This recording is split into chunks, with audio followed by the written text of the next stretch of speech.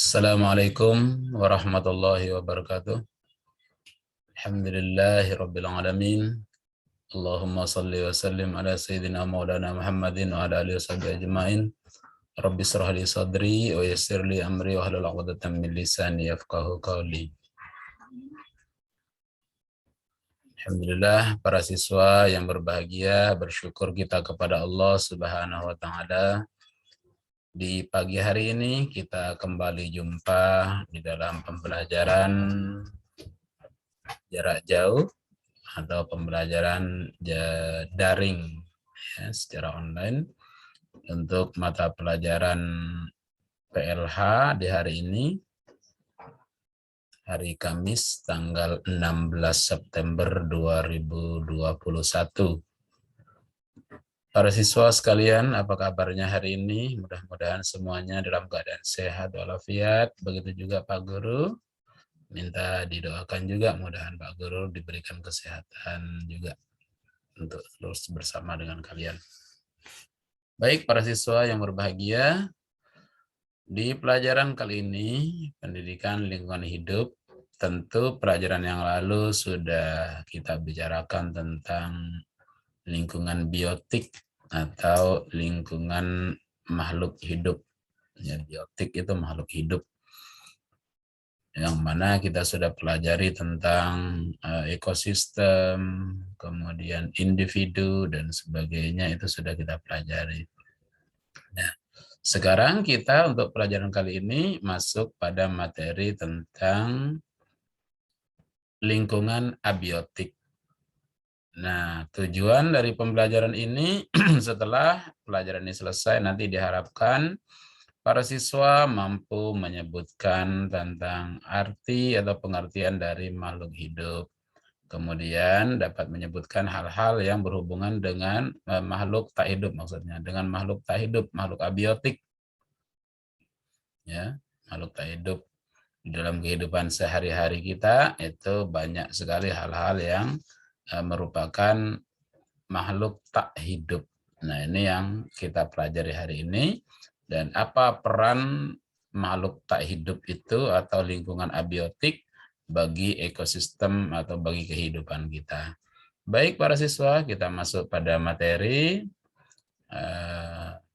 Ini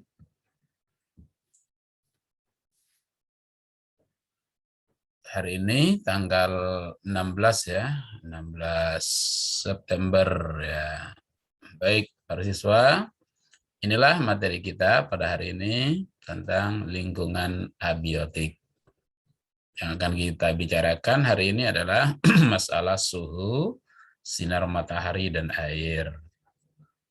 Apa itu suhu dan bagaimana fungsi sinar matahari serta air. Semua ini, tiga-tiganya ini adalah bagian dari lingkungan abiotik. Baik, pengertian lingkungan abiotik. Lingkungan abiotik adalah semua benda mati yang berada pada permukaan bumi, ya, di mana ia bermanfaat dan berpengaruh dalam kehidupan lingkungan biotik. Jadi makhluk hidup berada di lingkungan abiotik. Kita berada dalam rumah, rumah itu adalah lingkungan abiotik, karena rumah adalah bagian dari benda mati atau benda tak hidup. Contoh dari lingkungan abiotik adalah tanah, air, udara, dan cahaya matahari. Komponen abiotik ini merupakan komponen fisik dan kimiawi yang terdapat dalam suatu ekosistem sebagai medium atau substrat untuk berlangsungnya kehidupan dari komponen abiotik seperti manusia, ya. Jadi dalam hal ini lingkungan abiotik maksudnya itu adalah satu tempat di mana semua lingkungan abiotik ini dimanfaatkan oleh makhluk hidup. Nah, sekarang abiotik dalam istilah yang biasanya digunakan untuk menyebut suatu yang tidak hidup itu atau benda-benda mati. Kalau kata abiotik itu adalah semua benda-benda yang mati, yang tidak hidup. Komponen abiotik merupakan komponen penyusun ekosistem yang terdiri dari benda-benda tak hidup Jadi beberapa komponen itu contoh komponen abiotik yang sekaligus sebagai faktor yang mempengaruhi sebuah ekosistem adalah air, suhu udara, cahaya matahari, tanah, iklim, gitu ya, kondisi alam. Nah, inilah yang akan kita bicarakan di hari ini dari komponen-komponen abiotik atau benda-benda tak hidup atau benda-benda mati. Baik, para siswa. Nah, sekarang kita bicarakan dulu tentang suhu. Bagaimana suhu itu? Ekosistem dapat terpengaruh karena suhu. Ya. Suhu itu ada suhunya sangat dingin, ada suhunya sangat panas. Nah, itu suhu. Ada suhunya yang sedang. Ada yang namanya tropis, subtropis, gitu ya. Nah, sedang. Makhluk hidup dapat hidup karena suhunya cocok. Ketidakcocokan suhu dapat membuat makhluk hidup mati. Ya, misalnya air laut taruh di air tawar ya mati. Air tawar ditaruh di laut ya mati juga. Itu tidak bisa. Begitu juga burung ditaruh di laut, dilepas dalam air mati karena beda tempatnya. Itu makhluk hidup. Manusia juga begitu. Manusia dijemur terus di gurun Sahara sana tempat yang sangat panas mati. Begitu juga di manusia disuruh berendam terus dalam air ya mati karena memang suhunya tidak cocok. Nah, beberapa jenis hewan yang bisa hidup dalam suhu yang sangat rendah adalah beruang kutub. Itu di sana salju dingin sekali, itu beruang kutub bisa hidup. Nah, cahaya matahari dapat dimanfaatkan dalam kehidupan keseharian kita. Misalnya menjemur pakaian bisa kering. Kemudian oleh tumbuhan. Tumbuhan itu begitu terkena cahaya matahari, daun-daun itu maka dia akan memproses fotosintesis, membuat cadangan makanan, bisa menjadikan buah dan sebagainya. Itu karena cahaya matahari. Jadi dari energi potensial dapat dirubah menjadi karbohidrat atau makanan atau buah-buahan. Sedangkan air, apa kegunaan air? Air adalah komponen abiotik yang sangat penting dalam kehidupan. Ya, ini ada hewan yang banyak membutuhkan air, ada hewan yang sedikit membutuhkan air. Ada hewan, ada tumbuhan yang banyak membutuhkan air, ada tumbuhan yang sedikit membutuhkan air.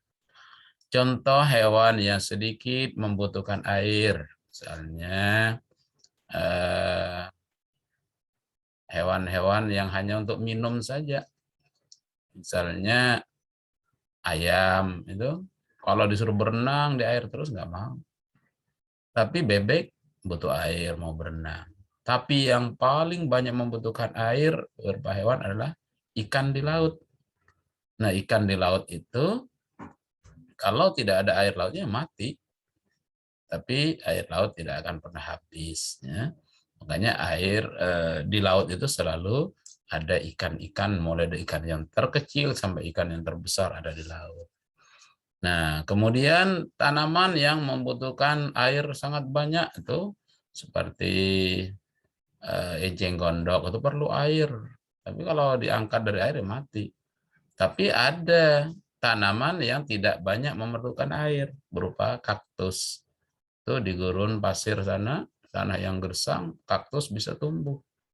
Ya, tapi akarnya memanjang terus ke dalam sela-sela tanah. Tuh. Berikutnya kita bahas tentang air ini masih. Jadi air ini di bumi ini sangat banyak. Di bumi ini volume air atau keadaan air itu diperkirakan 1.400.000.000 kilometer kubik. Luar biasa, kita tidak bisa lagi model kayak apa banyaknya itu ya. Kalau dilihat-lihat, dirinci-rinci berarti 97%-nya ini adalah air laut. Jadi banyak sekali air laut itu. Kalau ditakar menggunakan takaran bensin itu luar biasa. 97%-nya dari 1.400.000.000 kilometer kubik itu. Sedangkan 2%-nya berupa gunung es atau salju di kutub utara dan kutub selatan. Dan 75%-nya berupa air tawar, hanya sedikit sekali, tidak sampai 1%, ya, 0,75%. Itu berupa air sungai yang biasa kita lihat, aliran air yang deras itu, aliran air yang banyak, air sungai ikan di Lo itu. Tapi itu kalau diukur seluruh dunia airnya itu hanya 0,75%, sedikit sekali. Kemudian air tanah, air yang orang gali sumur atau ngebor dan sebagainya. Dan selebihnya hanya uapan air saja. Jadi kalau dihitung-hitung 97% ditambah 2% air salju itu sekitar 99% sudah, ditambah 0,75 berarti 99,75%, dan 0,25-nya itu adalah uapan air saja, ya, atau embun. Ya, inilah yang harus kita pelajari, bahwa ternyata air, cahaya matahari, dan suhu itu diperlukan oleh makhluk hidup. Ya, tapi suhu itu ada yang butuh suhu udara panas, ada suhu dingin, ada hidup, bisa hidup. Cahaya matahari banyak dibutuhkan seperti yang Pak Guru jelaskan tadi. Nah, air juga demikian.